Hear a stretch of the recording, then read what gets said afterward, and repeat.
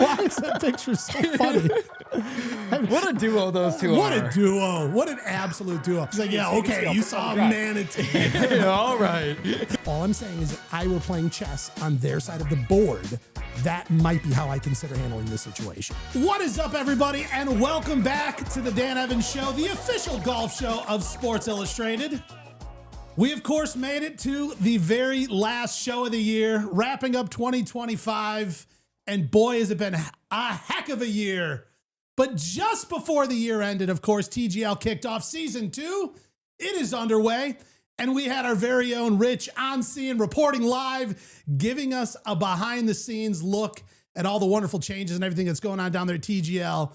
But we also have some massive news coming out of LIV Golf. Brooks Koepka is out. They're saying the decision was mutual. It was amicable. I don't know. I think we got a little bit of speculating to do there. There could be some more to the story. We're not 100% sure. We're going to dive into that. But before we do, it is a holiday right here in the golf world. December 30th, Tiger Woods' birthday. Come on, guys. Let's give it up for Tiger Woods. Tiger. Oh, yeah.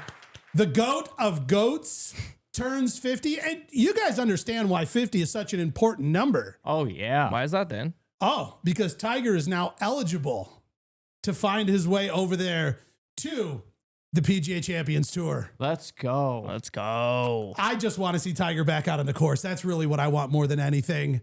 I don't care if he's in a wheelchair, whatever it takes, if he's on crutches.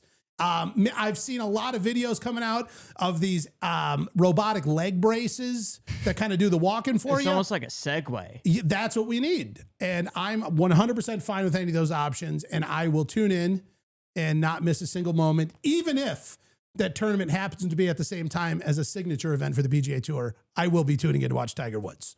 Is it going to be like, is he going to take the exemption like daily and he's driving around his own golf cart? I think he should. And I think a lot of golfers agree with this, as well as a lot of fans, that whatever it takes, whatever rules we have to change, we have to rewrite, or even if they're exclusionary rules that only apply to Tiger Woods, we are open for all of these options to get the man back out there playing at 50 years of age. Because we don't want to just see him play golf. We want to see him at least be able to compete. One, he's going to be able to compete a lot easier on the Champions Tour just because the competition is going to be a lot easier. And then when you add in the exemptions with the golf carts and whatnot, I think it's time. Tiger win some tournaments. Because he's talked about it. He said one of the things that is the most difficult for him when he's out there on the course is the fact that walking all of the rounds for practice to get through it and then getting into the actual tournament weekend. By then, the guys walked pretty much like 275 miles. Basically.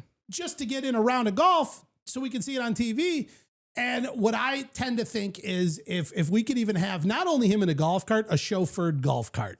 You know what I mean? Yeah. Like with a driver? Yeah, absolutely. Because his foot on the gas and the brake could be extra wear and tear. We don't want to risk Isn't it the caddy's job then? I think, no, I want a guy like in a tux out there with him. I'm going to metaphorically throw my hat in the ring. Tiger, if you need a driver. Let's just make it known right now. Tiger, we do have somebody for you. We will dispatch out a member of our team immediately. And free of charge. We don't want you to have to sit there and consider that. And again, not a huge financial implication because none of us really make much money here, but it's something we can handle and cover here on the show. And my driver's license is not suspended by any means. It's valid in all 50 states. Anymore. Got all that cleared up. Yeah, so nice. Good to go, Tiger. Well, I feel like the least we could do is maybe take a look back at some of the more memorable moments of Tiger's career.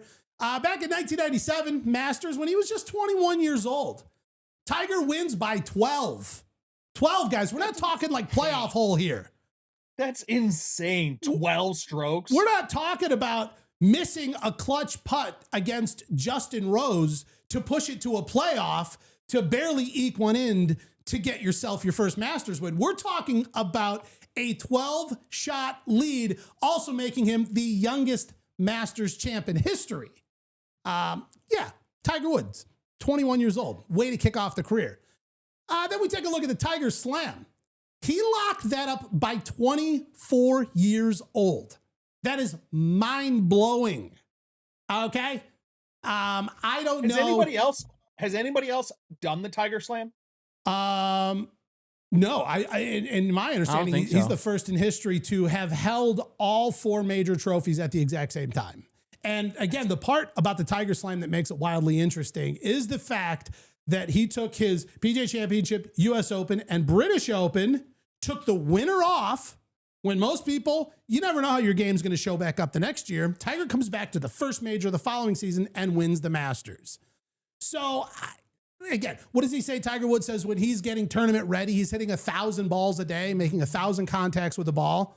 I'd be willing to bet that would apply even on his birthday when he's grinding out to get the Tiger Slam. I would tend to think. Dan, I have a question for you. Yeah. On any given day, how many strikes of the ball do you make? You see, mine is a little more roller coastery, where it goes like 0, 0, 0, 790, and then 0. So I just try to get all my work in, when I can. 790 is such a specific number. It's so specific. Probably a low ball too. It really is. Honestly. Like when I go to the range at my usual spot, when the weather's good, like right now I'm hitting balls indoor. But when the weather's a little better than 11 degrees or whatever it is outside, I walk in and right away, the guy at the ball desk, he's like, "Hey, what's up, Dan?" And he just heads right into the back and gets 2 jumbos. Like he doesn't, there's no communication needed. I always have exact change. It always works out great. And that's my first trip inside. I usually do that twice. It's usually 4 jumbos on an average. And then How many balls are in a jumbo? What, 50? No. It's like 75, right? No, these things are like, what it says on the sign is between 135 and 150.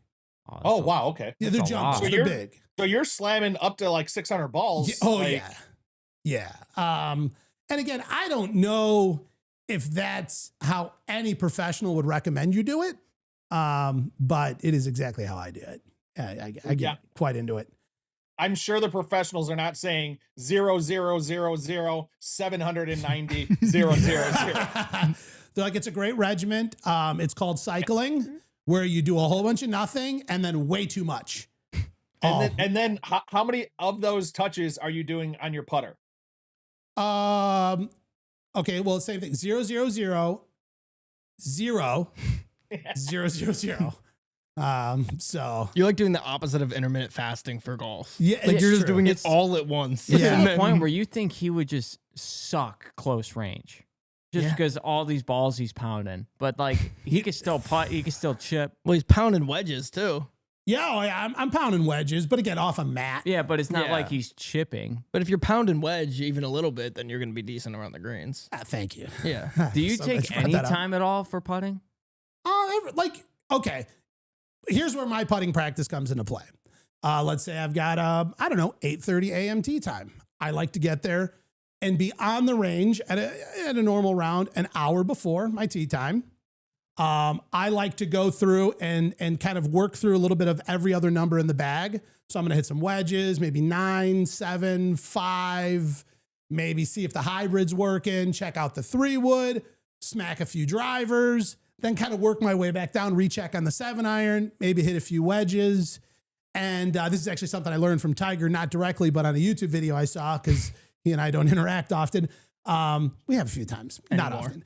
And he said that he always likes to finish his warm-up session with the club he's going to hit first in the round that's upcoming. So I do try and finish off with a few driver shots just to feel good about that. Kind of like my last memory isn't like a little nippy bladed wedge. You know what I mean? I want to feel that driver flying well, go out on the tee.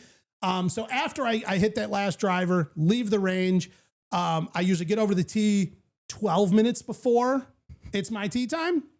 I will stop at that little practice green right next to the first tee, maybe putt 7 times. And that's my putting practice for the week. So, I mean, we went to the LIV Golf Pro-Am and you played with Dustin Johnson. Thank you. And you still rolled like 3 putts, maybe. Yeah. That day. But yeah, I tell you what, we talk about the pressure that the average amateur golfer can handle. And to me, the pressure of having Dustin Johnson read your putt is something I've never experienced in my life. Well, and also, like, if you remember, that green was loaded with people. Yeah. So it's like, including Dustin Johnson. including the pros, it's like you almost want to like back away when the pros are Yeah, starting to fair like enough. work on stuff. Well, and what they talk about also is, you in high pressure moments, it all comes down to your level of practice. And that's really what shines in those moments. So I didn't putt great that day. I made a couple. It was also scorching hot. Yeah. I'm actually, there is no part of that round playing with Dustin Johnson or Thomas Peters that I was disappointed in overall. Of course, not every shot's going to be perfect. We should never expect that to be. But in general, I did feel like I was having a decent day of golf. And the only regret I have is the fact that I almost got heat stroke and thought I was going to have to leave on a stretcher, but that's because it was over 100 degrees, and that's not my fault. Just talking about it, I'm getting warmer thinking about that day. Like, I could feel myself getting back to the course. Well, I'll tell you who wasn't sweating was in 2000 at the U.S. Open at Pebble Beach. Tiger Woods at 25 years old wins by 15 strokes.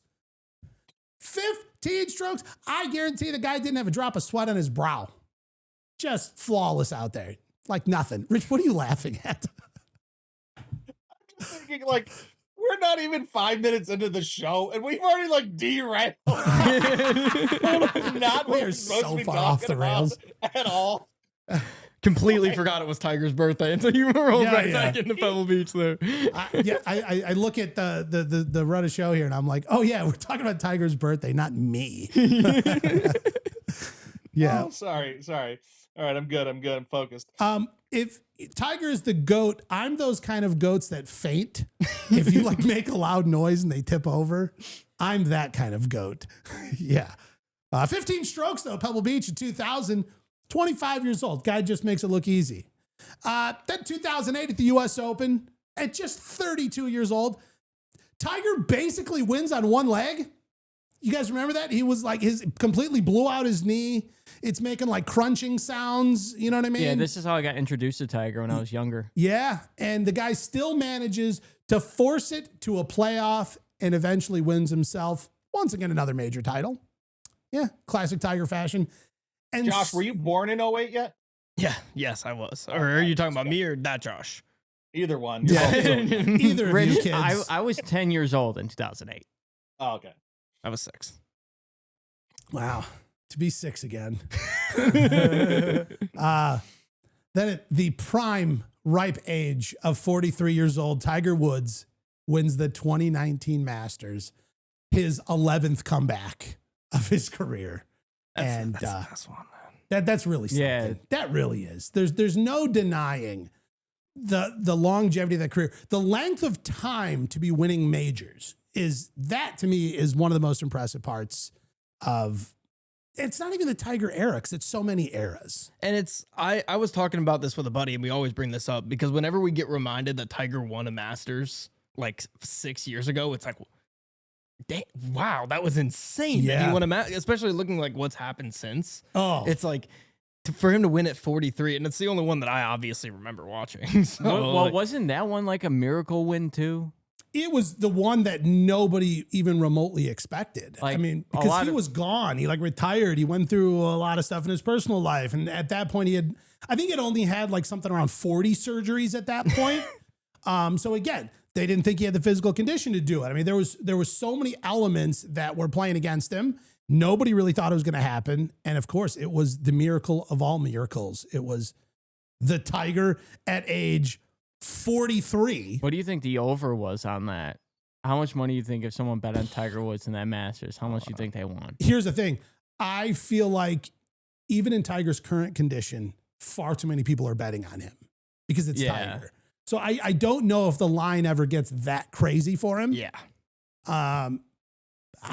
It was Molinari he was trying to catch in that, right? At the end, I believe it was Molinari. Yeah. He the only guy in America who wasn't happy to see Tiger win that Masters. And what I will say, I just recently saw it, and I wish I could remember all the names, but I was looking at the kind of the leaderboard for that, and it was just the most stacked of stacked. It's like Finau and Dustin Johnson and the Xander Schauffele. Like it was just like I don't know. The names of names, like the who's who list of golf. And Tiger took him down. Now I have a question. This might be a little bit. It's on topic, a little off topic. I'll let you know. When the first Happy Gilmore movie came out, off topic. No, it's about Tiger. It's about Tiger. Was Tiger playing pro golf at that point? I forget when the movie came out. Yes. Late 90s, right? It came out. Yes, he was. And wasn't in the movie. Well, they didn't have any. Did they have pro golfers in the first Happy Gilmore? Mm-hmm.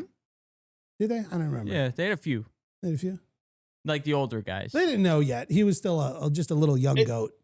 It also wasn't supposed to be as big of a movie as it was, right? Exactly. Tiger was bigger. Basically, it's by Happy Madison Films, and back then he didn't have any films really. Like Tiger was bigger than Happy Madison at that point. So right, 100%. Yeah. Because he didn't. But you know what's participate in the crazy other to one. think about, and I just feel like Scotty is absolutely playing lights out golf. Been number one for how many weeks now? I don't even know. But like that as well as Scotty is doing, as long as he's been dominating, that's really only the second half of Tiger's career. The whole first half blows it out of the water, and we're just talking about two separate halves. Like it's insane. You could almost how break it into like, I don't know, like eighths, and there's still like legendary careers if you segmented it out that much. I mean, it's unbelievable. Right? I know, like we're gonna talk about Brooks Koepka here in a bit, and like that is what like a year or two of Tiger's career is all of Brooks' like entire career. Like, well, I do think though the tough part with Scotty is the asterisk that's next to most of his wins because Taylor Gooch was not there to compete against him. If we remember that. But speaking of Taylor Gooch, a big moment for him, stepping up, taking the captaincy role for Smash GC. Of course, you're a giant Gooch guy. But this comes after. Totally. Giant. Wow. Yeah. Giant. This comes after the news that Brooks Koepka is terminating his career with LIV Golf early. We're supposed to have one more year out of him, and he decided that he does not want to see it through. He's stepping away from LIV Golf, the entire LIV Golf league. There are reports that to do this, he is forfeiting a substantial sum of money. None of that's been confirmed. We don't know the exact amount. If that really is the case, is it a parting gift? Do they wrap it up? Does it get to put it under the tree? I have no idea. But where the speculation really comes into play is what is next. And what we've seen so far historically with players that played LIV, left, and wanted to get back on any of the PGA Tour or PGA-owned tours, that there is a year-long break that they have to take. We also know the last tournament that Koepka played with LIV Golf was in August. So potentially the earliest he could play back in the PGA Tour is August of 26. Here's what I am speculating. Do you think the folks at PGA Tour that have been dragging their feet on putting together a deal in framework, a deal in structure, whatever they've been calling it a million times, are they going to make an exemption for players top players, big names that want to come back from LIV because we are under a new administration, if you will, at the PGA Tour? Will they look at this situation differently? Me personally, I don't think they're going to make an exemption. I know we got the new regime and everything like that, but I think with having such big names leave before their contract's up, expiring with all of that money, he's forfeiting all of that extra money.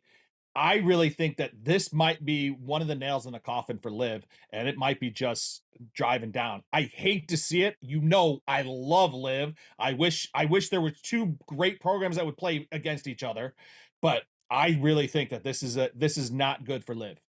I mean, to me, there is an opportunity for the PGA Tour to deliver a devastating blow to LIV if that was their strategy. And again, I'm with you, Rich. I'm 100% with you.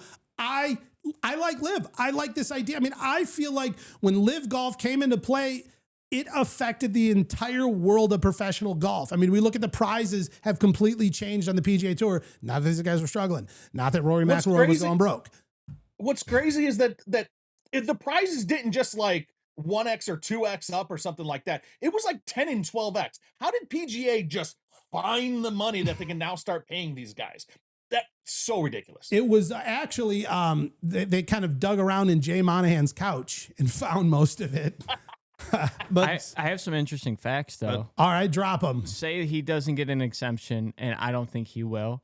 He won't be able to even be eligible for the PGA Tour until 2027, so a whole nother year. 2027, I thought it was 1 year from his last time he played, August 2025, putting him back in August 2026. I thought so as well. I thought it was 2027. That's one of the articles I read. And then I guess we have multiple sources. So he could go to DP World Tour to get some points and get on there. But I think he still has to pay a fine because I don't think he's ever played DP World Tour since coming to LIV. Well, I think that's something that's got to be fact checked because my understanding is that it's a 12-month timeout of sorts. The PGA did, remember, put out a statement after Brooks was announced that he was leaving. So weird and so vague. Yes, I have it right here in front of me. Please take us away. It's a very quick little picture they put on here with 2 sentences. It says, Brooks Koepka is a highly accomplished professional, and we wish him and his family continued success. The PGA Tour continues to offer the best professional golfers the most competitive and challenging, lucrative environment in which to pursue greatness. Not necessary. That was like, how can they say they're the most lucrative? It was also like a word salad of zero information. Yeah, there was nothing there. They just said, good luck, Brooks. And by the way, the PGA Tour, we're still the PGA Tour. Like, it could have also just said, like, at Brooks Koepka, we see you. Yeah, or congrats. I have something here that says, Brooks Koepka, 5-time major winner, recently left LIV Golf for family reasons and is eligible for majors through 2028, but his return to the PGA Tour isn't immediate. He'll likely face a 1-year waiting period, potentially returning in late 26 or 27 after a suspension from joining LIV, while he could also play the DP World Tour in 2026. Okay. So it is 2020. It's August 2026. It's a year. It's the year waiting period. And then, I mean, there's not going to be a ton of tournaments. Because here could be the issue. Is the waiting period December? Because that's when he decided to leave. No, it's about the last time he competed. Oh, okay. But here's the issue is you're back. Does that mean you get to just go play FedEx Cup Fall? Like, or does he have to then like rejoin in the new season when the tour cards are all handed out and everything's reshuffled and redecided? That could be what pushes us into 27. Well, so here's a question that I have is, does he, not include his suspension and leaving LIV, does he still have some exemptions from him winning before that had he not played LIV? Let's say he just had a back injury the entire time, that he would get to come back and play? I don't know. Well, because the thing they're not discussing is like, does he get to just decide to come back to the PGA Tour? Or does he have to go to Q School and like, get points on the Corn Ferry Tour? I think it's a great question that nobody's bringing up. That's what my question is, though. Like, because like once you qualify and once you win a tournament or something like that, you're exempted into getting to play the PGA Tour for an X amount of time. Right. Like he might still qualify for like career earnings as an exemption so he doesn't have to go back to, Q School in Denmark or something. Right. So like maybe he's got to sit the year out, do the suspension until August. But because he's got career earnings or he's got whatever, because I know there's like so many different fantastic teeth, like it could be anything. Like there's a lot of really things that could get it back. Something like that. Thank you. Let me ask you this though, Dan, because I feel like you'd be more equipped to answer this than me trying to just assume it. Let's say Brooks did have to go back to Q School. How would he fare against this Q School, like the guys on Q School right now? Like, would he, because he's been a pro for so long, would he destroy them? Or is it not a less of a gap than we may think? And here's why I think it's so tough. Because if we look at the way Brooks has been playing the last, I would say, year or two, he has not been a top finisher on LIV Golf. He has not fared well in majors. And Q School is about having a moment. You know what I mean? Like it's you have to be playing better than any of these 140 guys who are potentially playing at their best or playing lights out or having the round of their lifetime. And I don't think it's a guaranteed shoe-in. I don't see it that way. Like for example, Tony Finau, unbelievable golfer. I don't even know why I'm throwing him under the bus right now. All I'm saying is I think it's not like a lights out, blow everybody out of the water. If he had to go back and fight with all these dogs trying to get their cards or get their cards back or fight their way onto tour, because again, a field of guys that good, the margin isn't that far. You know, I mean, if you take the top players from Korn Ferry Tour and just threw them into a PGA Tour event, you're going to see some of those guys finish very well. Yeah. Which means they, on any given day of the week, are beating a lot of card-carrying PGA Tour members. So you take a random person and throw them into the mix against those guys, it's not a guaranteed lights-out situation, especially because there's so few cards handed out each year, meaning there are guys who maybe belong on the PGA Tour that just didn't have the weekend they needed on the weekend they needed it. And so those guys are still trapped in the mix with an unbelievable set of talent and skills and ability. I don't know. I think it's a very tough situation. I mean, would I put my money on Scotty? Yeah. For sure. Yeah. Is Brooks right now playing at Scotty's same level currently? I don't think so. I don't know. It would be very interesting to see. Or maybe we're wrong and he goes out and he's just grinning ear to ear with his Nike hat on and just demolishes these guys.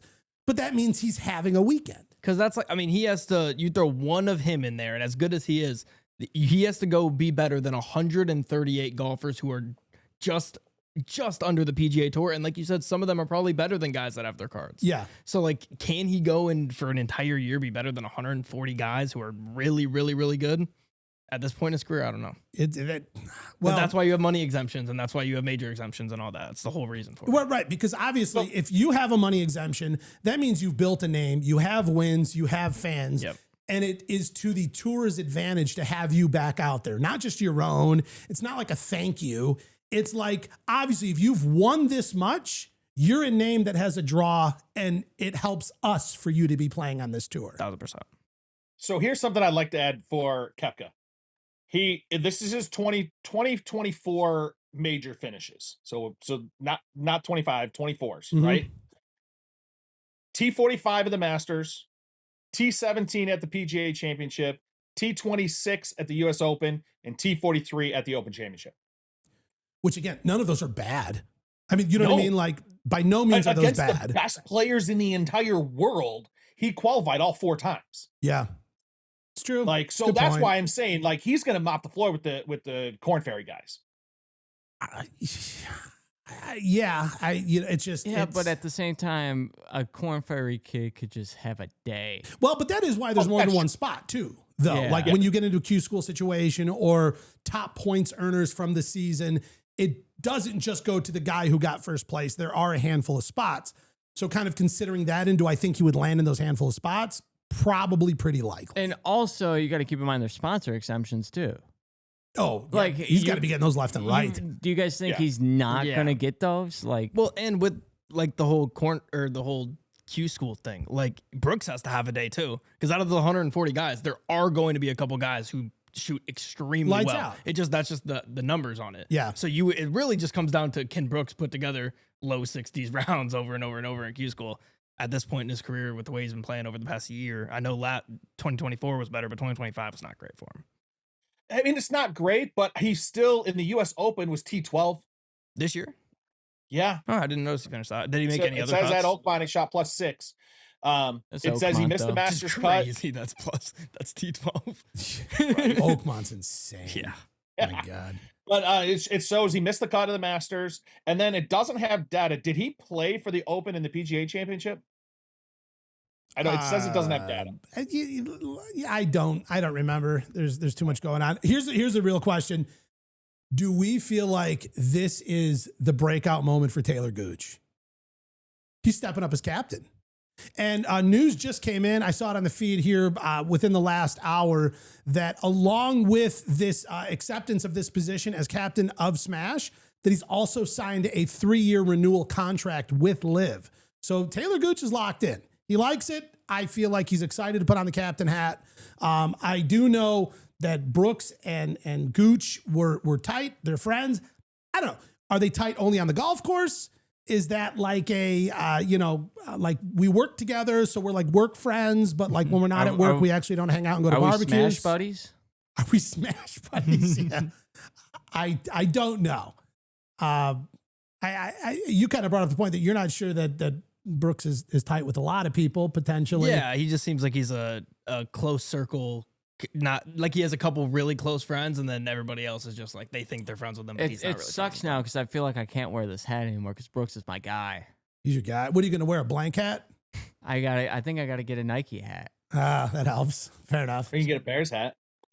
I don't watch football. To put a button on it, Brooks missed the cut at the Masters with a +5 in the first 2 rounds, missed the cut at the PGA with a +9 in the first 2 rounds, and then missed the cut at the Open with a +7 in the first 2 rounds. So not a great major season for him, and obviously not great in but I mean, still was in Oakmont still though T12. He had a good US Open. Well, you know, this is also creating other waves, and we thought that Bryson DeChambeau was already locked in. We had heard rumors that he had already signed an extension contract early. He obviously shows a lot of support for LIV. He always does, always has. He's a big fan of the competition style, the team format in golf, the global nature of the LIV Golf Tour. But we also know that things have to be right for Bryson for it to work out. But Bryson DeChambeau suggests that a contract extension with LIV Golf may not be imminent after initially hoping to sign before the start of the season. That's kind of shocking. He says, I don't know about before Rayada. That's how I like to say it. Ryda. I'm more of a Rayada guy. That's how we say it in the Midwest. Mm-hmm. Yeah. He said there's a lot of things to go through. You know, it's a scenario that is very unique. With Brooks leaving, mentions Brooks, very interesting. With Brooks leaving, it definitely throws in some unique things. And look, I mean, like I've said all along, I want to do this. I want to grow team golf across the globe, but it has to be right. And there's a lot of things that have to be done in order for it to be right. Yeah, now?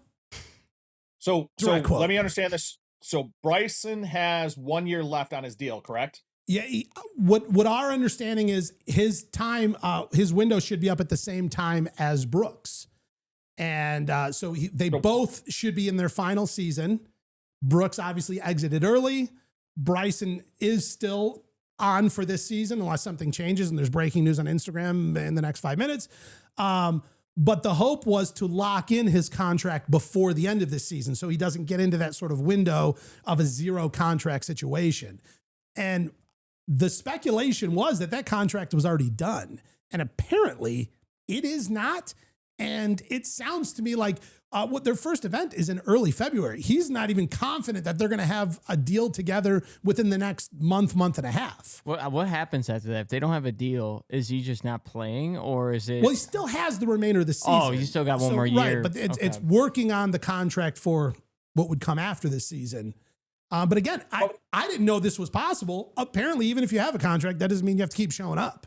But I mean, Rich and I know this very well. It's a classic NFL situation here. A guy will have 1 more year left on his deal. He wants to get a new extension. If they can't get to the terms before the season starts, maybe they sit out, even though they still have 1 more year left on their contract. It happens. Do you have to act like you twisted your ankle? No, it's just mainly you just be a diva and you post like cryptic things on Twitter and stuff like that. But, yeah. I mean, ultimately, it's what Brooks is doing. Right. He just did it the right way. He's like, hey guys, I don't want to continue. Let's have this conversation. There's the garbage truck that's going by. Nice. Let's have this conversation, and he doesn't want to do it anymore. So I love the way he's doing that. It sounds to me though like Bryson's really got a good negotiation right now because Bryson is by far the biggest YouTube golfer, if you will, or social media golfer out there right now, putting out the most content, getting the most views. Does it help him to be more in the PGA spotlight opposed to being in the LIV spotlight? How much does his internet golf, is he going to make more by being in the PGA spotlight? I think these are things that he's really looking at LIV that they're going to have to pay him to get him to stay. Well, I also wonder if the advantages that come with playing on LIV weigh into his decision. Obviously, a much shorter schedule. They are going to 4-day tournaments. As we know this year, it's no longer the 54 holes. It's now the 72 holes. But either way, it is a much lighter schedule. PGA Tour has well over 30 events. Even though they don't have to play in all of them, it is a gigantic schedule in order to get enough FedEx Cup points, in order to get into the playoffs, in order to get your chance to win the FedEx Cup like Tommy Fleetwood did this year. There's a lot that goes into that. And I do know that Bryson is up to a bunch of stuff. He just launched his own Top Golf looking place. Looks very cool. I want to try one out. Obviously growing one of the biggest channels on YouTube for golf. He is obviously in the business of making equipment, clubs. He's a part owner in LA Golf. You know, I mean, there's a lot going on. So to me, it would seem like why he is so supportive of it is also because it sort of supports him and all of his personal interests. But did you say that he's a part owner of LA Golf and TGL? No, LA Golf, the Shaft company. Oh, I thought you were talking TGL. Sorry. No. But that'd be so wild. That would be that's nuts. what I was saying. I think it would be wild if he bought into a TGL team and then went full good and then sponsored a PGA Tour event. We talked about with Brooks, where like, does the PGA give him a waive of the suspension, the 1 year waiting period or whatever? And obviously, it looks like they're not, but we don't know if they're talking behind the scenes and whatnot. Know. Do you think with Bryson they would waive it? I think there's a reason they would and a reason they wouldn't. The reason they would is obviously he's a ginormous name and he's one of the best golfers in the world. And why would you not have him on tour? At the same time, he's also been one of the biggest LIV guys. And like, would you waive a suspension for the guy who was pumping the fist of your biggest rival for the last 4 years?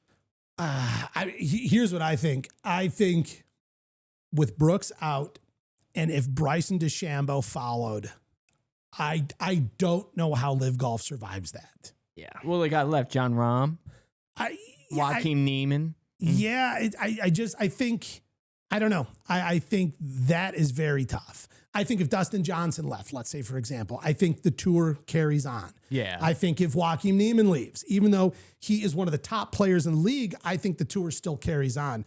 I think without a Bryson DeChambeau in the mix, I think that would be pretty devastating for all of LIV Golf. So you think it'd be strategic on PGA's part to bring him in to try to crush LIV?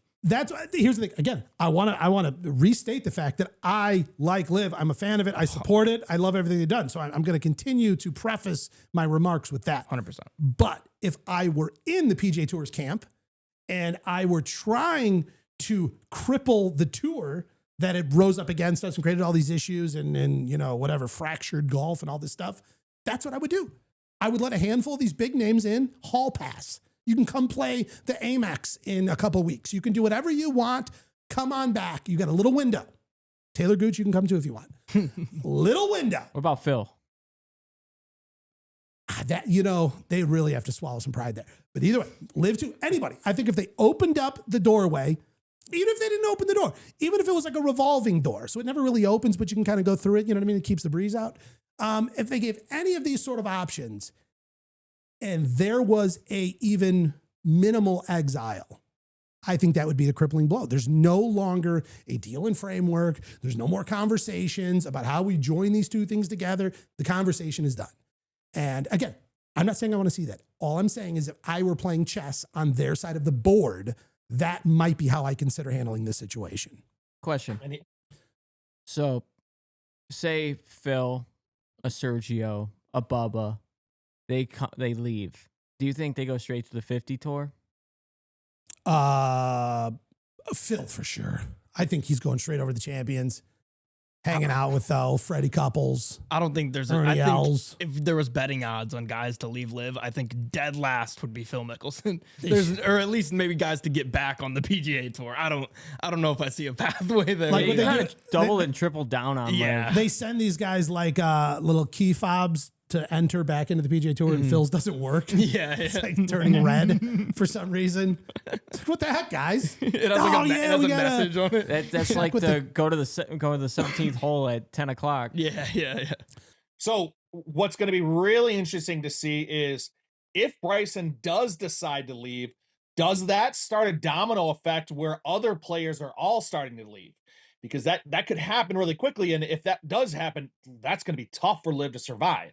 I think the question is, in the deciding factor will be if PGA Tour opens a door, creates a path without the year off break, then there's potential for a massive exile. I think with the forced 12-month break, for a lot of these guys to take a year off of professional golf in their prime is a very, very difficult decision. That's my personal opinion. Yeah. How great would it be if we get to see Brooks Koepka as a sub-in at some point here in season 2 of TGL. That's what we got to talk about. Season 2 of TGL is officially underway. We had the very first match this last Sunday. It was on network TV. They were on ABC. I do know for a lot of football fans, it was a tough time slot. But for me, my television watching schedule was wide open. So I caught every square minute of it, almost. I'll tell you about the ending and what happened there in a moment. But before we get to why I missed the last 20 minutes of the tournament, Rich, you were on scene. You were covering TGL here for the show. You got to see the whole thing kick off. I've heard there's a lot of changes. There's a lot going on. Rich, just initial takeaways, season 2 TGL. You got to see it in season 1, so you kind of know the difference. Take us there. So the upgrades that they've done from season 1 to season 2 are absolutely fantastic. Some of the things that they changed that I really like to dive into the nitty gritty. They made the green or the putting surface much larger this year. Huge. Like from TV, you could tell it's not like a minimal change. I mean, it looked gigantic when they were standing out there. I think it's something like 35% bigger. Like, so making it a third larger, I think is absolutely great. They also changed the way the green lies.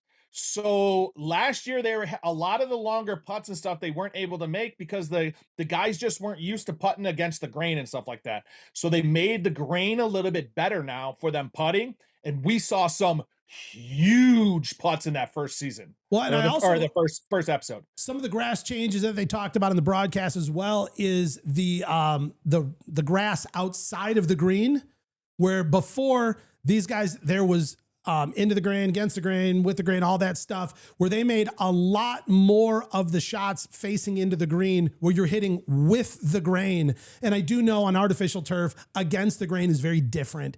Grass bends differently. It functions differently. So a lot of these guys, they would struggle because they had to know, like, okay, on that side, the way the artificial turf lays, you're going to be hitting into the grain. Always remember that. So they did say they adjusted that as well. And we saw that. We saw some guys make some incredible short game shots. I mean, almost holing out several times. So I do feel like some of these changes added a really fun element to the competitive nature of it as well. Chris got her up. They talked about this at the press conference after. Billy Horschel was giving Chris got her up a huge praises and flowers when he had that little flop shot. It was over he was in the grass, but he had to hit it over the bunker and then get it to stop because the hole was sitting right on a ridge. So if it went too far, it would have rolled way past. He's like, that was one of the best shots of the day. Yeah.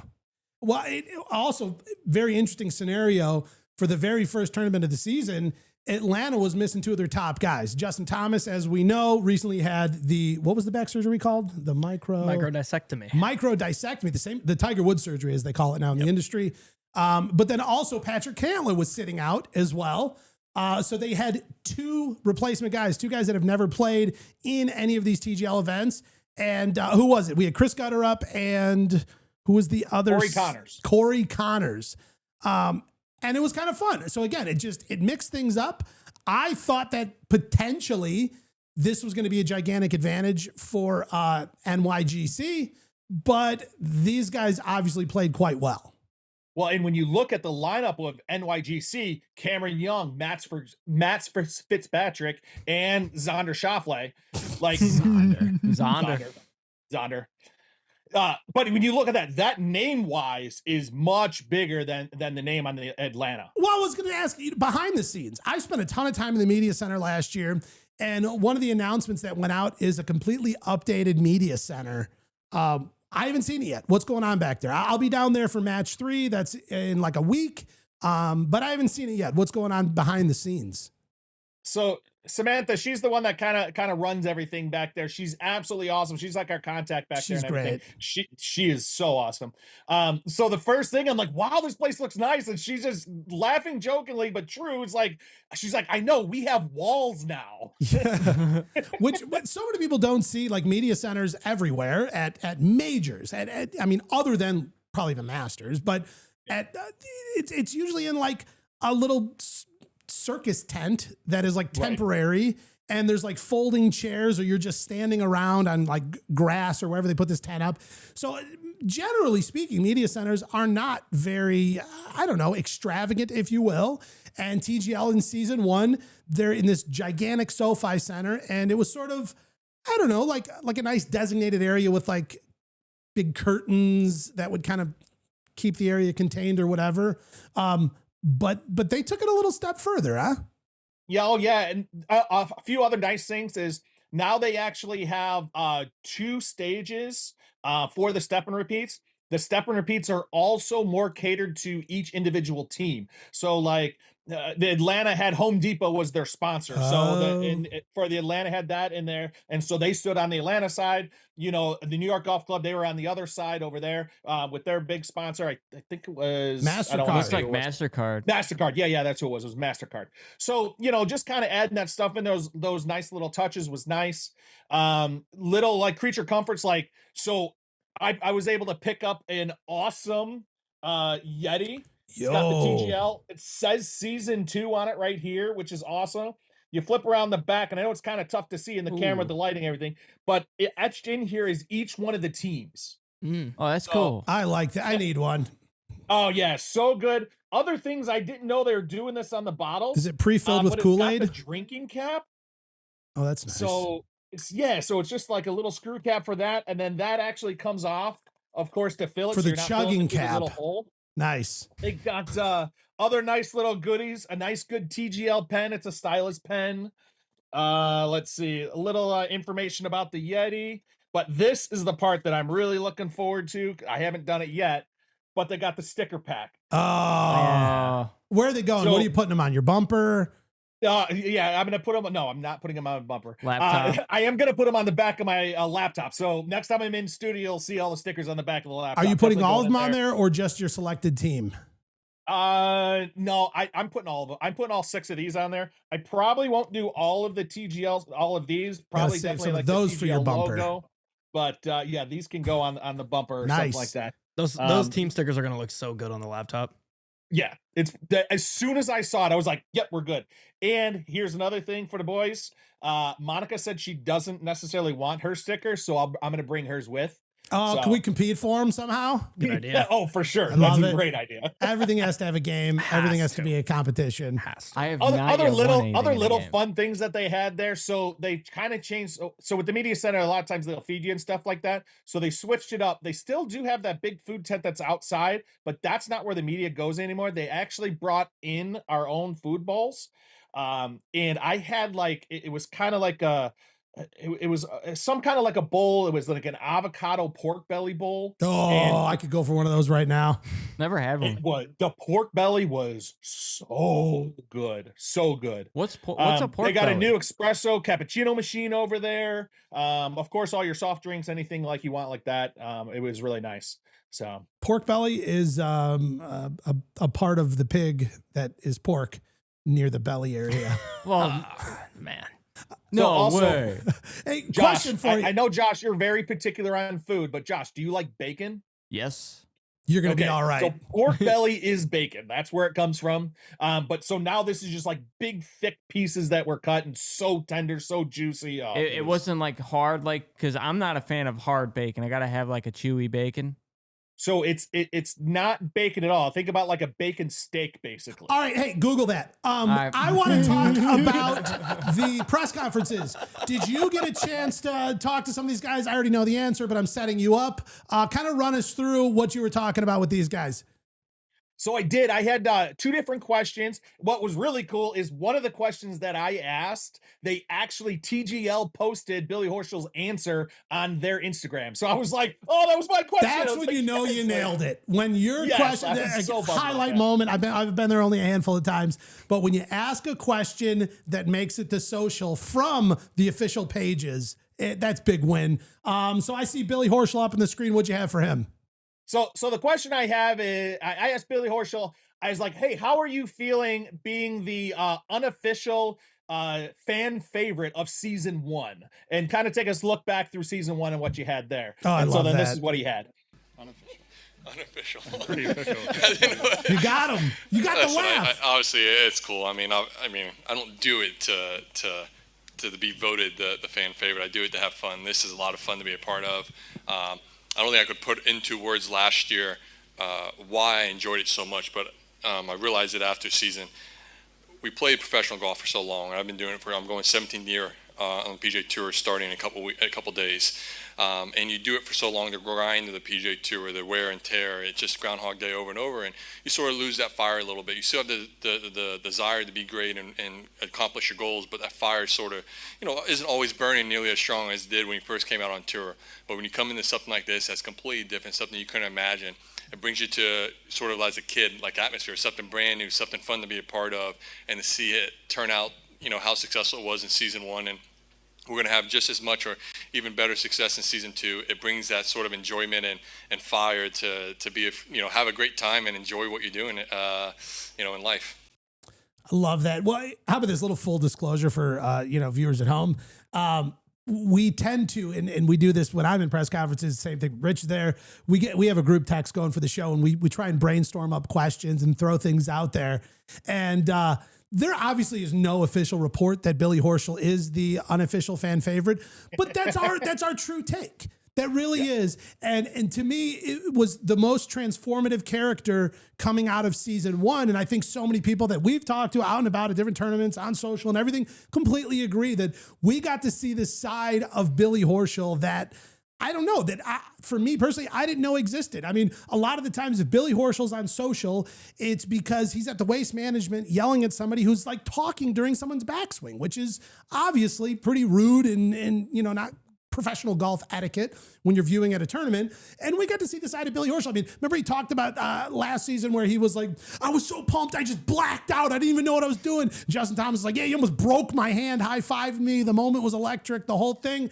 And it was like, I didn't know there was that version of Billy Horschel out there. And I think for a lot of people, neither did they. But again, you take pros like this, you put them into a completely different environment, something where they can have some fun, but still be competitive. You mic them up and you get the juices flowing. And of course, anytime these guys are in a team format, you get a different version of them. So now we're getting to see this other alternate version of these players, team format. And I think that whether or not that has been officially stated that he is the player of the year of season 1, I think unofficially we can all agree that without a doubt, Billy Horschel is the trophy holder of player of season 1. That's no doubt. So there's also something really cool too. So fast forwarding to the very end of the event, we had Cam Young going into the second to last hole, hit like a 25-foot putt to tie the match up, which was absolutely electric that he hit that. Then we go into the final one, and Billy Horschel, he's got a 35-foot double break, hits it the birdie to win the whole thing. I mean, to end the day up like that was absolutely electric. And Billy comes walking off, turns around, signs his golf ball, and comes walking up almost directly where I was and threw it up to a fan up in the second row. Nobody else threw golf balls the entire day that I saw, but it's just Billy, like, again, being a man of the people. Man of the people, Billy Horschel. I love that. Yes. Yeah. I love that. And it was the game-winning ball that he threw up in the stands. Like, it was really cool. That's aura right there. That's aura. That's. Yes. I mean, we're talking high level too. Yeah. Oh yeah. Undeniable. All right. What else did you have in the press conference there, Rich? Let's see. So, the other question I had, it was I asked Xander. So they have the one hole that's called Stinger.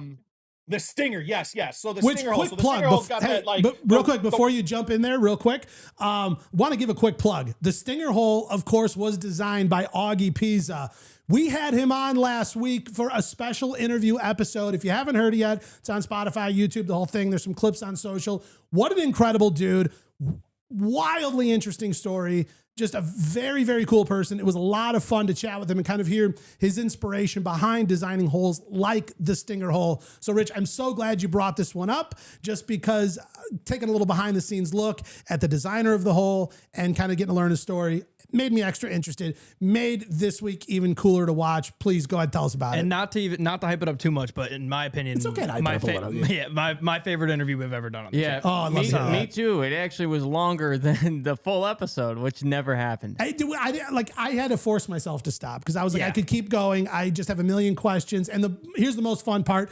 He and I exchanged information, and we're hopefully going to connect sometime soon just because we hit it off and had a lot of fun chatting. It was a great interview. Got to check it out. Rich, go ahead.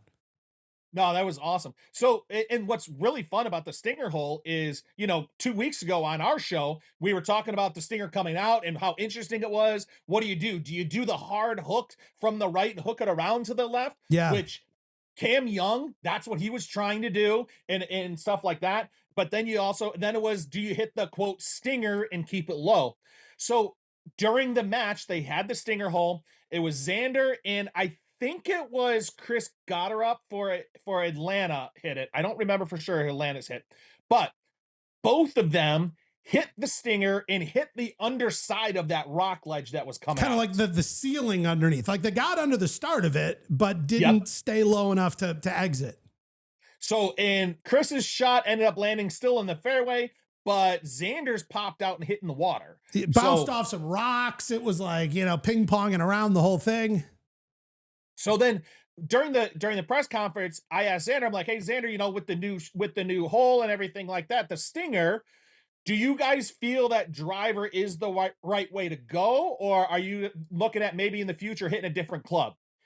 What was awesome, because I mean, in our heads, we're not professional golfers. We're just trying to look at an angle, figure out something.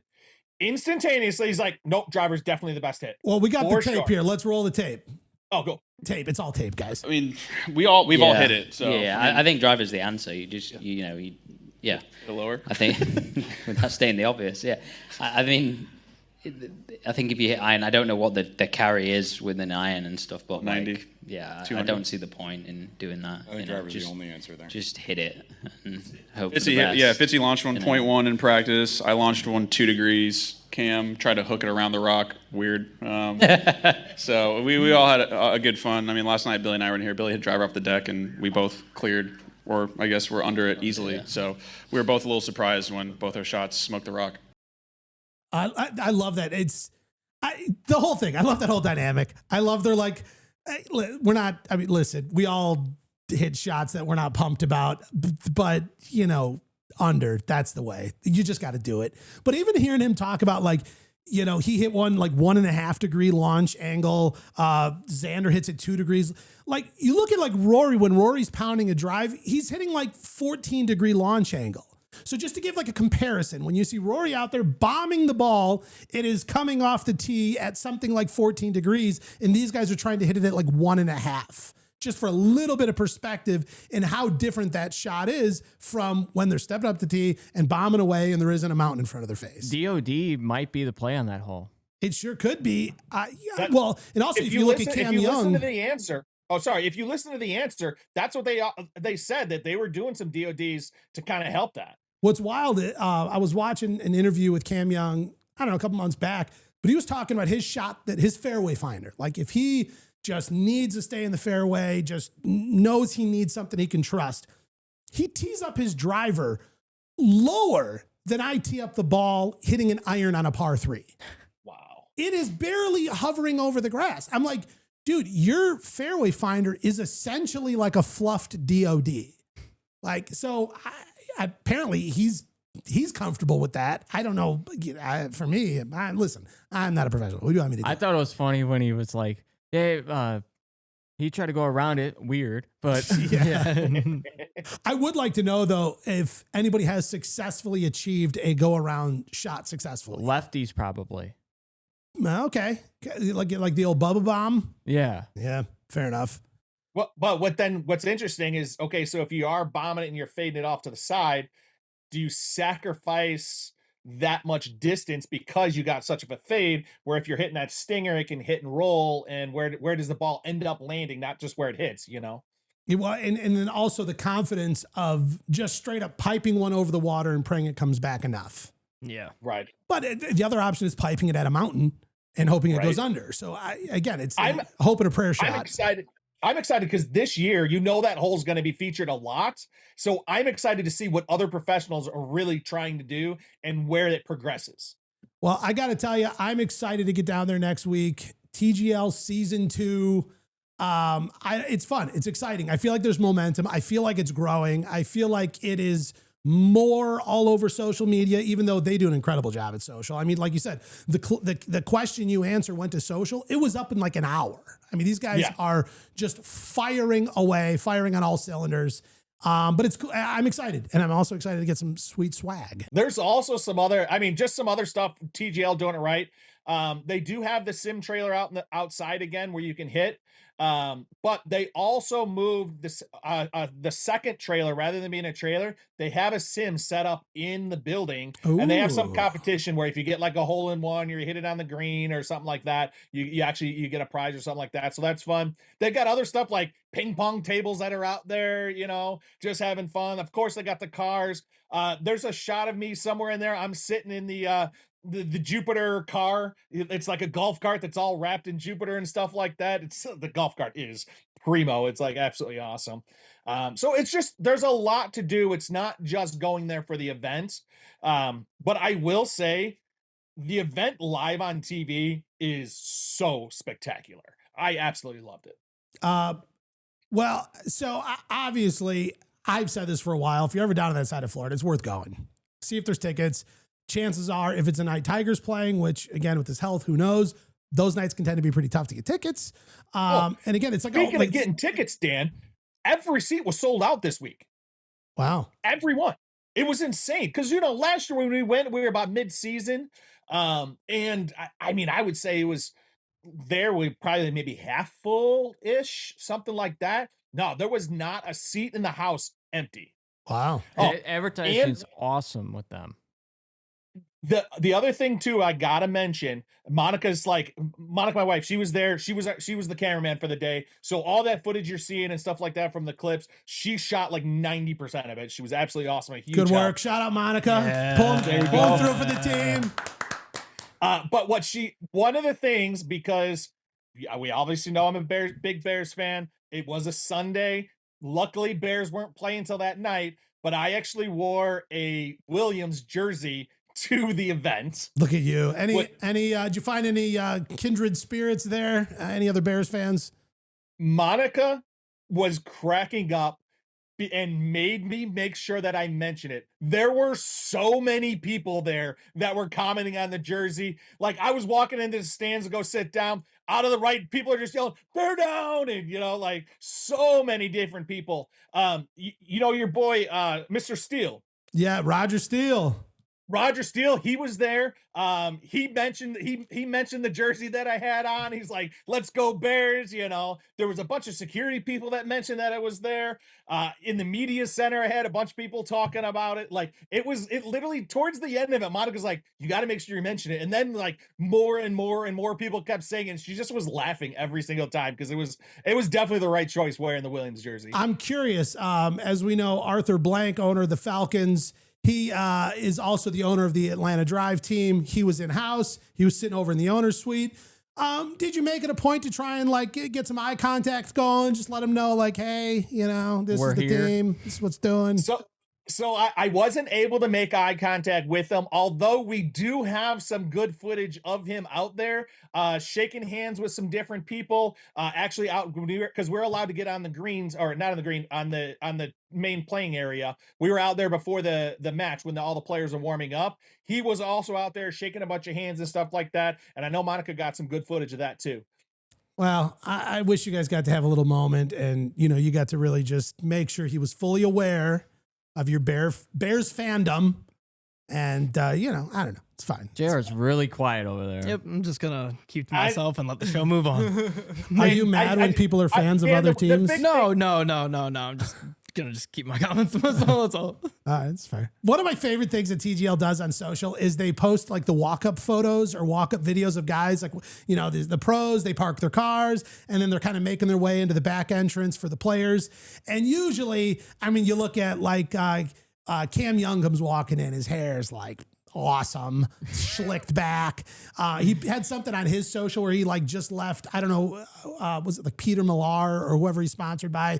The whole thing. These guys, they're rolling up in these cool cars. It's a whole scene, and I love it.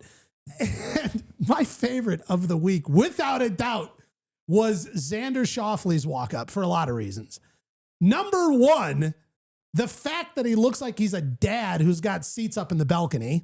Well, isn't he just a new dad? He is a new dad, and he is embodying the style and apparel of full-blown dad mode. You can see what glove he wears. Clearly his completely untanned left hand. The blank hat is so funny too. And it's like a dad hat. You know what I mean? It's like the unstructured dad hat. Was that a shot at Arthur Blank, the owner of his opponent? Yeah, Might have absolutely. been. Could have been some subtleties there. Also, a lot of these guys come strolling up with their bag. Apparently, after he parked the minivan, I don't know, his bag was already inside, or who knows if he's borrowing someone else's clubs. But I don't know what it was. Here's a side note. I know it's funny to say that he was driving minivan, but Xander actually, when he comes in, they talk about it. He actually drives a different car every time he plays. Oh, Yeah. like it's like he just scoops around in the bin of keys. It's a test driver. Yes. And then hits like the boop, boop, boop, boop to see like which one that is. Yes. Yeah. That's But they're exactly all what like he does. Chrysler Town and Country. So like every one of them. Can you imagine if it was like he's taking these on test drives and like brings them back like 4 hours Yeah, later? he doesn't own all these cars. He's like, yeah, no, I want to try this one out for the day. Yeah. I think one of my favorite things that's been in the news over the past year is seeing guys like Rory McIlroy out and about in the wild. We got a chance to see Rory at the tennis U.S. Open, not to confuse. Obviously, we saw him at the golf U.S. Open as well, but hanging out. Not for long. He was there in his with his caddy. They're watching the whole thing, having a great time. We also just saw him at the Jake Paul fight. Who was it? Jake Paul and Anthony Joshua. Rory McIlroy, out and about, all over the place. He even had a little conversation with Dave Portnoy that we heard there. He was asking Dave if LeBron has an invitation to the Internet Invitational. Happy birthday, Bron, if you're watching. Today's his birthday? Wow. To be born on a GOAT's birthday would have to be such an honor. Yeah, shout out to Tiger Woods. He got lucky. Well, Shane Lowry, he's also out and about. You're going to see him at some of these big, giant events. He was at the World Dart Championship. How cool is that, Shane? Do you ever watch it?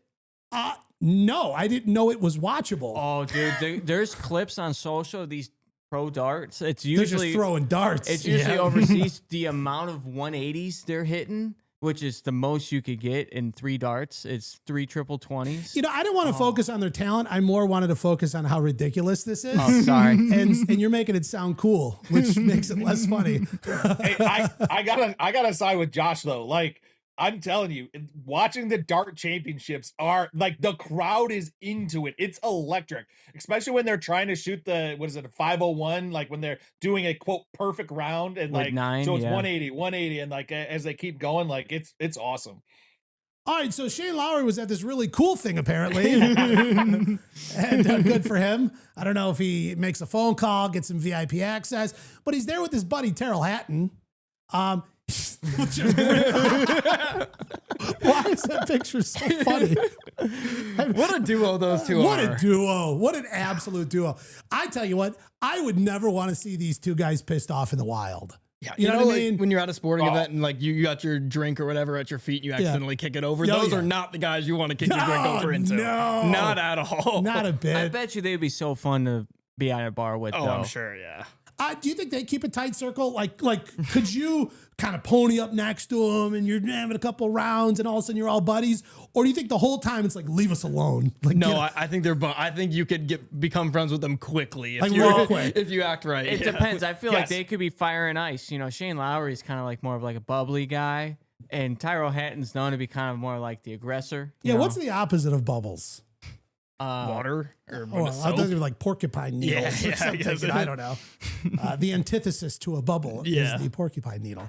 I don't know. I don't know why I found that really funny. Apparently it's not. This is a highly competitive, skill-based I event. will have to show you some clips. It's actually not bad. Well, also darts is known as like the event that like people go to and just like drink a ton and scream all the entire time. so it's like a Cubs game. yeah, kind of. Yeah. Nice. So it's more about like the atmosphere than the actual darts. So darts- it's perfect for these two. Darts yeah. is like a whole thing. Like you go to a bar and go play darts. There's machines where like there's a video camera and you could play people from across the world playing darts. And they have their score, you have your score, and it keeps track of it and stuff. It's so cool. Here's what I realized. I use the word dart or darts thousands of times a year, and never once am I talking about the official game of darts. What are you talking about? Well, first of all, it'd be golf. Hit an absolute dart. Okay. Throwing some darts up there. What else? Yeah. Also, ripping golf course heaters. This guy's having a dart. This guy's ripping a dart over by the sand trap. You know what I mean? Got to be ripping darts. But at no point am I talking about the bar time game pastime. Have you ever played? I've thrown a dart. Not competitively. Like, I'm not on a league. You know, I'm not like training. I don't have dart elbow. You know what I mean? Like, Come on. Yeah. You know? I don't throw 790 darts every 4 days. Yeah. You'd be pretty good at darts. Yeah. Probably. I'd be wicked good at darts. You know what though? There would probably be a certain part of darts that I refuse to practice. I don't know what that would be, but if you kind of look at my track record, there would be some portion of it that I do none of. Well, Shane Lowry's been in the news because he also had a comment that he made about the Masters with Rory. I don't know if you saw that. His goal was, for the longest time, he wanted to be the first Irishman to win the Masters. Obviously, with his good buddy Rory McIlroy doing it this year. Thanks a lot, Shane. Yeah, it's no longer possible. Rory. So to quote him exactly, he said his new goal would be to have Rory slip the green jacket on him. That's an exact weird. Quote. That's an exact quote. He wants him to slip the green jacket on him. Slip the jacket on me, Rory. That's what he said. But honestly, that would be a huge honor. Could you imagine Rory wins it last year, Shane wins it this year, and Rory, I mean, those two guys are like best friends, but to have Rory be able to put the jacket on you like that, I mean, that would be pretty cool. That guy in a little coat. Oh my God. Oh, come on. Come on. I'm allowed to say that because of course. I also, But what does this mean? What's the chances of him winning it though? I think Brooks Koepka's winning it this year. So, like, this is it. His breakout year. He's finally got the, But if he wants to win with he's not playing for what? Because that happens early. I mean, about 100 days is when it happens. So if he doesn't win it next year, does that mean he's like, until he wins it next, he's waiting for Rory to win another one so he can win it right after, so he can slip the jacket on him? Listen, I'm still stuck on the way he explained it of slipping the jacket on, that I can't really role play these scenarios. Slip it on me, Rory. I saw this ridiculous clip on Instagram that I didn't know existed. I didn't know this was a thing. Is this a thing? Maybe you guys watch more hockey than I do, or maybe it's just the sheer fact that I couldn't see these people because of their camouflage. But is this how all camera guys are dressed at hockey games? Like, is this a thing the whole time? Like, what's going on here? He's in ice camo, right? This is some like Olympic thing, I think. I think this is like World Juniors. Yeah. Oh, it literally says it on the screen. Wow. Okay. Yeah, what a shout by me there. I didn't know that there was ice camo to hide. I mean, that's the thing. At first, I was like, I've never seen these guys before. But then I'm also like, well, how could I? Because the camouflage is just so good. You're not watching the World Juniors? No, I didn't this go around because the semifinals for darts was on. So I didn't mentioned the Olympics coming, curling's coming. Have you been watching that? Schuster, let's go, guy. Go, Schuster. But here's the thing I want to ask. Do you guys think it would be appropriate for the golf camera guys to do the same thing and maybe grass camo? You know what I mean? I'm cool with that. Yeah, kind of sand camo, possibly. Maybe some fescue. Water camo. Water camo. Maybe put on like an alligator hat and like kind of float up to get right up there when they're down in the thing. Could work. I don't know. I think there's something to be learned from that. And I think, all professional golf tournaments could take notes. And we potentially look into the scenario where these camera guys are completely camoed out. And, because we all know distraction's a big deal for golfers. Mm-hmm. So why shouldn't this guy have a bunch of, sticks coming out of his hat to blend in a little bit? He has to lay on the ground when he records. Yeah. Like a ghillie suit of golf course. That might be more of a distraction. But I don't know. Yeah. Oh, that fescue is walking through my view. Is that a tumbleweed? No, that's our camera guy. That's John. Fell. Yeah, it's not a tumbleweed. He's dressed as a tumbleweed and purposely falling. Oh my God. So something kind of totally random, but kind of what we're talking about. We, Monica and I, we went to Silver Springs and we did a kayaking thing and it was absolutely awesome. But speaking of the camouflage, so as we're kayaking and we're kind of going down, there's like this kind of over by the shore. There was the largest alligator I've ever seen in my life. Not in my life, because I've been to like the zoo or something, like seen those like 100-year-old alligators that are ginormous. But in the wild, Right. it was the largest one I've seen in my life. And Monica's like kind of going along and didn't see it until she was like right on top of it. She's no. like, oh. Like paddling as fast as she couldn't She's get like, away from oh it. no. Oh, no. We got to get out of there. Crikey. I now just add this to my list of things I'll never do. Is kayaking anywhere even remotely near Florida. Yeah, come on. I mean, that is just absolute dinosaurs hiding under the water with their eyeballs sticking out. There was no world where you were going to kayak over golf in Florida anyways. I was going to kayak. I would like to do it, and it's in New Orleans. I'd like to do that. What is it? The wind boat? Where like a bunch of alligators? No, I'm not doing that. They don't come on, but like they're around. But you're in a like. I hope they don't come boat. on.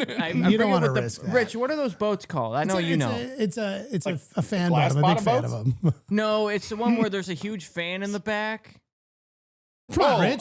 Come on. I think they're fan boats or whatever. They are like fan Yeah, I'm a big, I fan boat over that big time. Yeah, run that. Nice.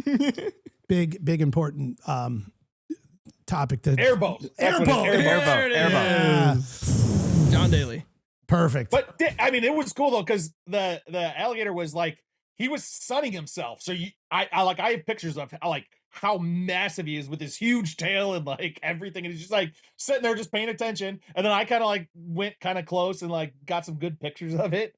Like, and he just like gave zero F's that I was there at all. I mean, like he's just waiting to snack on a dog or something. Like he's just doesn't care That's at all. so sad. It's so true. It is. No, but this rings thing was awesome though. Like as we're going along, I said to Monica, I'm like, I feel like I'm in Jurassic Park right now, just with all of the trees and the Spanish moss and it was really cool. And the water was lethal clear. animals. There was a bunch of manatees that we saw and otters. I thought manatees it was a really were. cool adventure. I thought manatees were like the mythical creatures. They are. Well, am I that's a thinking unicorn. No, I'm thinking of narwhals. Never mind. Narwhals are also real. Oh wait, no way. 100%. Oh, okay. Never mind. We're moving on. I don't know. I could hang here for a minute. He thought manatees were fake. No, I'll upload those pictures. He's like, to yeah, so okay, see. you I'll put them saw a on the drive. manatee. All right. That's just Yeah. a big sea lion. Yeah. You know what? They're like they call them the cows of the sea, like because that's really Which what is they are. They're just cows. Incredibly offensive, by the way. Yeah.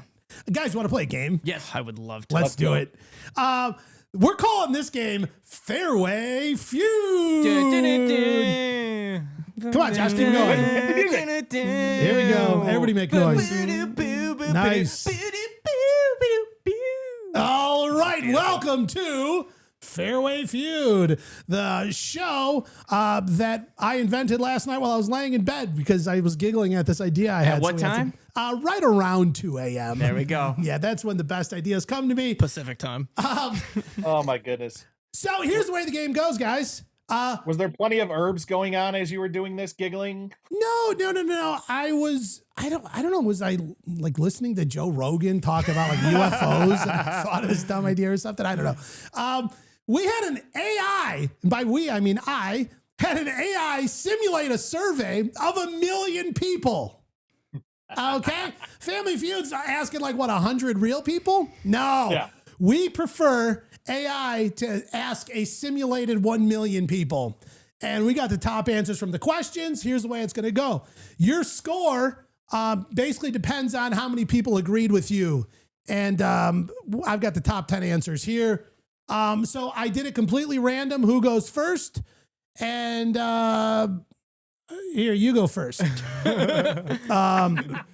All right. It's going to be you, Jayhawk. Talk to me, D. Talk to me. I don't know. I was trying out some new I like nicknames. it. I thought I'd let it fly. Yeah. Danny E over there. Hold on. I'm going to put a check that nickname went well. Put it right after Evan Daniels, which Nice. is my other nickname. Here we go. All right. We had AI survey a simulated 1 million people, and we asked them, why do women get mad at their man when they go golfing and have fun doing something they really enjoy with friends just trying to relax on a Saturday? What are the top answers here for why women get really mad at How their many man? answers are on the board, Dan? I've got the top 10. They don't want to see him have fun. Oh, okay. Hold on. I got to read this. It's up there, Steve. Actually, that's not one of them. Again, this is an AI crowd of 1 million. I thought AI would be on the joke. We Maybe, thought. but I guess No, these are way worse. I think we all should go. that's what we're doing. Everybody's going around. Yeah, here. yeah, yeah, yeah. Oh, okay. Go ahead, Josh. Flirting with cart girl. Oh, good answer. Good answer. It's on the board, Steve. No. Are you serious? When we go through, I'll read through them, and you let me know if one of these could be interpreted as that. I got to go first? Yeah, Rich, go ahead. Because I'm saying it's going to be something to do with they're jealous that they don't have to watch the kids, or they're jealous they get to get out of the house. That would be answer number 2. Ooh. There we go. All right, so let's go. We'll go through all these real quick. How many points to was put that it on the board? Rich gets 154,880. Nice, Rich. Kicking it right off. Wait, are we going around to try to see as many? Are we going you get one one round? try and then I'll rip through them. All right, the number 1 answer was it takes up all day. It's too much time away from home. The number 2 answer, they feel dumped with the kids, chores, and responsibilities. Number 3, it wasn't communicated well, and I felt like I felt ditched last minute. So long of an answer. Number 4, they've been waiting for quality time and feel deprioritized. Again, surveyed 1 million simulated people. This is their top 10 answers. Number 5, money and greens fees plus drinks and gear. That all adds up. It's a financial situation. Number 6, it happens too often. It's imbalanced free time. I get these simulated They don't people. want you to have fun. That's good. You know what? I'll give that to you. No, you know what? No. Give them 84,310 points. There it is. I think you're right. How many? 84,310 points. Nice. Oh, I'm killing you, Josh. Number 7, they feel excluded or left out socially. Number 8, they suspect it's more about drinking and partying than golf. Number 9, they're stressed and tired and resent him for relaxing. Number 10, they don't feel appreciated and have the "it must be nice" attitude. The resent him. It's so funny. All right. Here's what we're doing. Whoever got the lowest amount of points for the question goes first next, and we'll keep it kind of going like this. Okay. We had AI simulate a survey and asked 1 million fake people this question here. What is the main thing women do when they're mad at their man who went golfing all day? Go ahead, Josh. What's the main thing women do? The survey, Make you sleep on the couch. All right, hold on. You know what? Everybody give their answers, and as we go through them, we'll determine if they fit. Rich, you're next. I'm going to go give them the silent treatment. Ooh, great answer. Good answer. Good answer. What do you got over here? Jayhawk. I'm going to say give him a ton of chores to do at home. All right, let's go through them. The number 1 answer on the board, give him the silent treatment or the cold shoulder. That goes to Rich for 178,640 points. What do I have, like 300,000 points now? There's no way to know. We're waiting for ending NASA up at the end to get back to us. Number 2, start a fight. Argue with him when he gets home. Number 3, make him do chores. You're on duty now for 120,905 points. Yep. Very nice. Number 4, guilt trip or sarcastic comments. We love some good passive-aggressive behavior after you went golfing. Number 5, go spend money, treat yourself shopping. Okay? Text/call a bunch during the round. Number 7, make plans without him next time. Is that a punishment? I don't know. Number 8, complain to friends or rant in the group chat. It's not really a group chat you want to be in. Number 9, post some passive-aggressive comments online. Nothing like taking it to social. Subtweet. Some of us have stuff to do all day. Number 10, leave them with the kids and disappear for a few hours. That's crazy, Josh. How? On there. I know. How is that not on there? Listen, they surveyed 1 million fake people. I'm over here. Josh, here's the thing. You're not married yet, so you're just not there yet. just give it less than a year and you will Yes. get the first answer on all these. Okay. Almost 8 months. All right, here we go. Wait to hear this third question. We had AI simulate a survey to 1 million people, and this is what we asked them. What is the feeling most women experience when their man is napping on the couch after a round of golf? They are.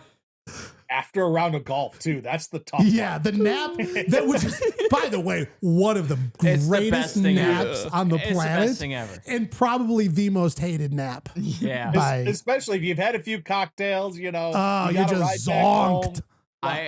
Yeah. There was a time where I took a 4-hour nap after a round. No, that is a death sentence. Yeah. That is so risky. I'm going to go with angry. Angry. All right, I like it. We're going to lock that in. Angry. Who's next? That would be Rich. Rich guy. Yeah, go ahead. See, that's definitely, I'm kind of in the same vibe. Like, I'm thinking like I'm jealous that he's sleeping. Yeah. I mean, is that the same answer? They're different on the board. So that Okay, that then is I'm going jealous. okay. Means I'm getting points this time. Let me know if this is jealous. I was gonna say resentment. Does that count as jealous? That is absolutely on the board. Let's take it away. All three of them are on the board? Yeah. Angry is probably number one. Angry's number 3. Number 1 is annoyed and irritated. Oh. Number 2, resentful with a parentheses of must be nice. Number 3, angry/pissed off. Number 4, feeling ignored and not a priority. Number 5, overwhelmed, left with the chores and the kids. Number 6, disrespected. You disappear, then crash. I like that it gave little like sentences. Number 7, jealous, wishing she could relax too. Number 8, disappointed. Number 9, the unamused eye roll. What were the points for that? Resentful. Who had that one? That would be me. Okay. 168,340 points. 168,340. Yep. Favorite number. Angry, number 3, 123,760. So Josh is about 127.60. Yeah, total. And then jealous, number 7, is locking it at 70,410 points. I feel like this is our old fantasy golf drafts. All right, guys, we got one left. Yeah, Last when I and was final winning one. them all and you were losing, Josh. Wow. Just digging up the past there, which was the number 8 answer. Okay, here's the last and final one.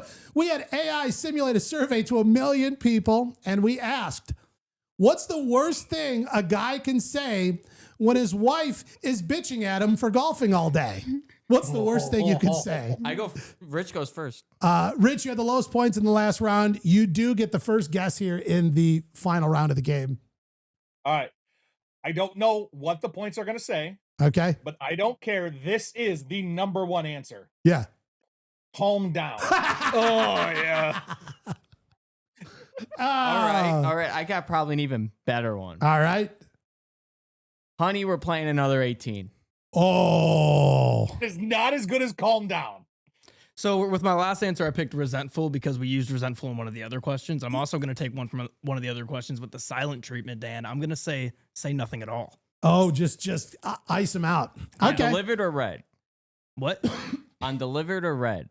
I would assume this was in person. Yeah, it's that, you know what, that is my assumption here, that it is because you so what is the worst thing a guy can say when his wife is bitching at him for golfing all day? I guess, it's open to interpretation. Here we go. The number 1 answer, and for 162,840 points, calm down. Yeah. How many points? 162,840 points. Yeah. Number 2, I'll tell you what, this is also a doozy. You're overreacting. That one'll get you. That starts to dig the hole. Number 3, it's not a big deal. Yeah. Here we go. Number 4. At least I'm not out cheating. Jeez. Insane to say. At least. Number 5. I deserve this. I work hard.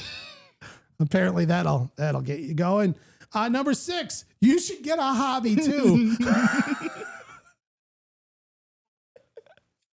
What are these? Well, what these are is the worst things a guy can say. Wait, is there any chance that Dan's lying to us about the AI thing and he just asked his wife all these questions? Yeah, no, I've systematically tried all these, and I ranked them in order of how bad they went.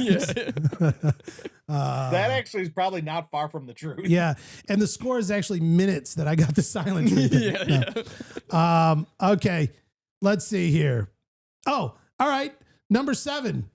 I told you I was going, even though he didn't. Wow. Okay. A little gaslighting, love that. Number 8. It's my money and my time. That's another tough one. Number 9. Whatever. Okay. And number 10, and man, I think this should be way higher in the list. You're acting crazy. So me and you got no points that round? Yep. No points. You're acting crazy is an absolute Molotov cocktail that you could throw into the situation.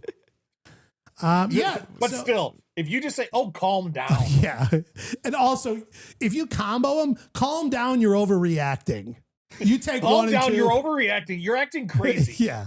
All I want to say is Rich is going to win this game. His producer is his wife right now. Is she feeding him answers? Is there a chance? No, again, coming from the married men category, these are all ones he's tried as well. Exactly. Calm down. It's crazy. Do we got a final tally, or are we still working through these? I'm working through it. Give me a second. We need at least an hour and a half to add up those 4 numbers. What are you talking about? I was a good mathematician. I mean, as a group, man. Josh, Mine's easy. Josh, here is some advice for you in 8 months. Just agree with whatever she says. Go do the golf whenever you come back, whatever state of mind you come back in, whether you've had a lot of drinks, just a couple, whatever it is. Whatever she says when you get back, just be thankful that you got to go and just you agree with whatever she's saying. You know, Rich, that's such a good point. I want to add to that. The other thing I try and lead with as soon as I come to the door, again, a lot of times she doesn't want to hear about your great shots of the day, that putt you made. What I tend to do is as the door opens, I reach down to pet the dog, and then I just say sorry. You know, I just lead with that, and then everything else can follow. Hey, do we want to know? Sorry. I got. What are you sorry for? I don't know. Okay, calm down. I use math, and I have. And then it's all gone. Calm down. You're acting the crazy. results. All right, the results are in. And again, for those that didn't hear me say it 700 times, this was based on the AI simulation of surveying 1 million fake people. And the points are equivalent to how many fake people agreed with your answer. Josh, please, who took last? In third place, we got your boy, me.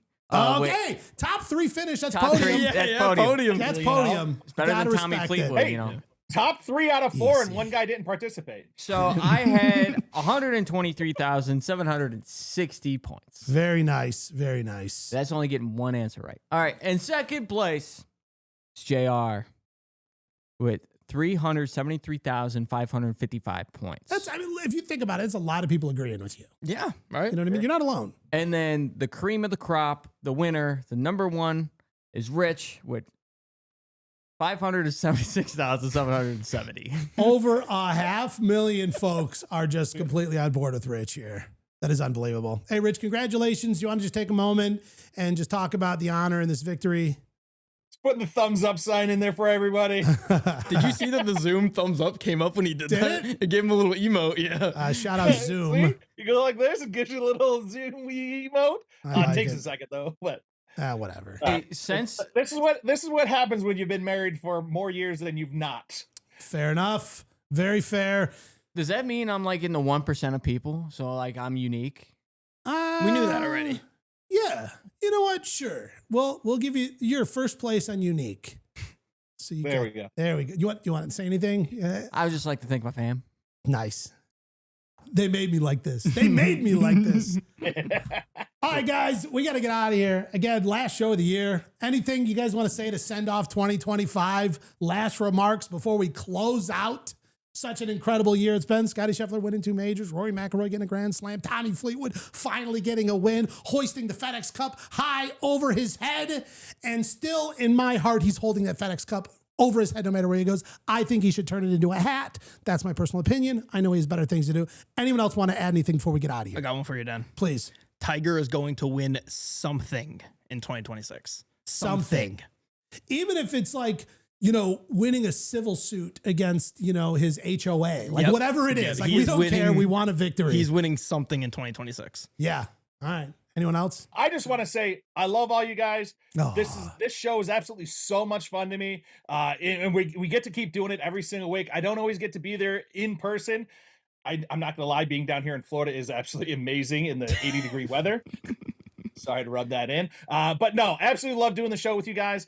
And just to cap it off, 100 days to the Masters. Wow. Well, since Rich said nice things, I feel like it's weird if I don't. I also like you guys. Yeah. Yeah. Too. I like you too. I'm kidding. Guys, it's an honor doing a show with you, but also most of all, thank you everybody who tunes in each and every week or randomly, or even if this is your first time. Thanks for being here and being a part of the Dan Evans Show, brought to you by the one and only Sports Illustrated.